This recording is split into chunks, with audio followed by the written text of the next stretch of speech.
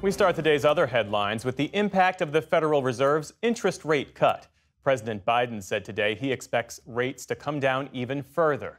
That's as the state of the economy, he argued, has reached a turning point during his presidency. During that speech to the Economic Club of Washington, D.C. today, the president also said he considers the Fed's cut a vindication of his economic policies, but added that there's more work to be done. So let's be clear. The Fed lowering interest rates isn't a declaration of victory. It's a declaration of progress. It's a signal we've entered a new phase of our economy and our recovery. Investors on Wall Street celebrated the Fed rate cut today, with stocks surging to new highs. The Dow Jones Industrial Average jumped more than 500 points to close above 42,000 for the first time ever. The Nasdaq surged 440 points. The S&P 500 also spiked to a new closing high. Earlier in the day, we also got a mixed batch of new economic data, positive news from the job market, but troubles in the housing sector. The numbers of Americans filing for initial unemployment benefits fell by 12,000 last week compared to the week before. Overall, new claims hit a 4-month low, which signals ongoing strength in the labor market. Separately, existing home sales dropped 2.5% in August to their lowest level in 10 months as home prices remain near record highs. The Republican nominee for governor of North Carolina says he won't quit the race despite a shocking report about comments he allegedly made on a pornographic website more than a decade ago.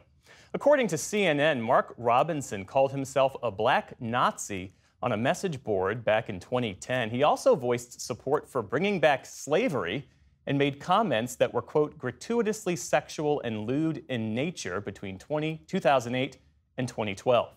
Before CNN's publication, Robinson posted a video to social media saying the words were not his and that he is, in his words, staying in this race. Robinson currently serves as lieutenant governor of North Carolina, a state fiercely contested by both presidential candidates.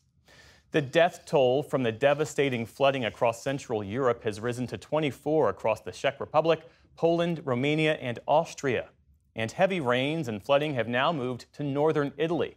More than 1,000 people were evacuated, trains were suspended, and schools were shut across the affected areas. Italian officials urged residents to be patient during the recovery. Speriamo comunque che Let's hope the bad weather will mitigate in the next few hours, but we can't have big expectations because it's such a fragile and vulnerable territory. It is always exposed to natural attacks. The same region was also hit by rain and mudslides last year, which killed 17 people and caused roughly $9 billion worth of damage. A Hong Kong court handed down the first 2 sentences under a new national security law. One man was given 14 months in prison for wearing a shirt with a protest slogan, and another got 10 months for writing pro-independence messages on bus seats. The offending T-shirt had direct links to the anti-government protests that swept the city back in 2019. The new law took effect in March and imposes harsher punishments for seditious acts. Critics say it limits freedom of expression. And still to come on the News Hour, why presidential candidates' proposals to stop taxing tips might not benefit workers as much as they seem. The politics behind the controversial effort to mine the ocean floor. And attorney and activist Maya Wiley discusses her long career in a new memoir.